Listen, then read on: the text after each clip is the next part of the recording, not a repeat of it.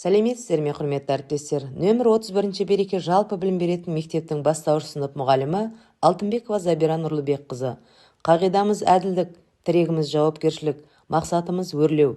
Қазақстан Республикасы президентінің ұлттық құрылтайда сөйлеген сөзіне сәйкес, тәрбиенің құндылыққа бағдарланған және құзыреттілік тәсілдерін қолдану арқылы біртұтас тәрбие бағдарламасы іске асырылуда. Мақсатым тәрбие парадигмасын жаңартуда нәтижеге бағытталған жұмыс жоспарын жүзеге асыру. Менің отаным Қазақстан тақырыбындағы тәрбие сағатын құндылықтар шеруімен бастадық. Жаңа оқу жылы жаңа жобалармен жол тартты. Тәрбие сағатының ерекшелігі неде? Ұлттық құндылықтар дәріптелген, жасанды интеллект қолданылды. Отан неліктен отбасынан басталады?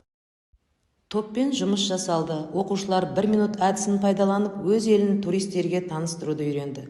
Және де қиялдарына ерік беріп, сурет салып, оны қорғады. Оқушылар қорғағып болғаннан кейін, жасанды интеллект арқылы алдын ала дайындалған суреттермен салыстырылды. Осылайша қиялда ерік болмайтынын дәлелдедік. Сабағымыздың соңғы 10 минутында биылғы оқу жылына енгізілген қауіпсіздік сабақтары туралы айтып өттім. Қазақстан Республикасы үкіметінің 2023 жылғы 31 тамыздағы 748 қаулысымен балаларды зорлық-зомбылықтан қорғау, суицидтің алдын алу және олардың құқықтары мен саламаттылығын қамтамасыз етудің 2023-2025 жылдарға арналған кешенді жоспары бекітілді. Қауіпсіздік сабақтарының мақсаты оқушылар мен тәрбиеленушілерді әртүрлі жағдайларда олардың қауіпсіздігін қамтамасыз ету үшін қажетті білім мен дағдыларды қалыптастыру, ықтимал қауіптерді тану және оларға дұрыс жауап беру қабілетін дамыту. Қауіпсіздік сабақтарын оқыту нәтижесінде балалардың мынадай дағдылары қалыптасады.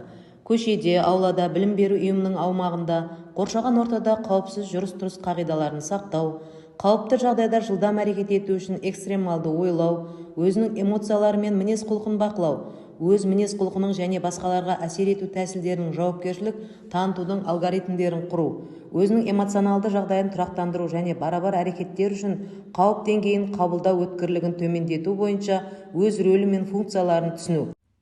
Құрметті әріптес, біртұтас тәрбие бағдарламасының негізгі идеясы Абай Құнанбаевтың толық адам іліміне негізделген. Бағдарлама бойына жалпы адамзаттық және ұлттық құндылықтарды сіңірген, ұлттық мүддені жоғары қоятын, өз елінің тарихын, әдебиетін, мәдениетін құрметтейтін, әділетті Қазақстанды құратын тұлға тәрбиелеу. Біртұтас тәрбие бағдарламасын жүзеге асыруда баршаңызға толағай табыс тілеймін. Назарларыңызға рахмет.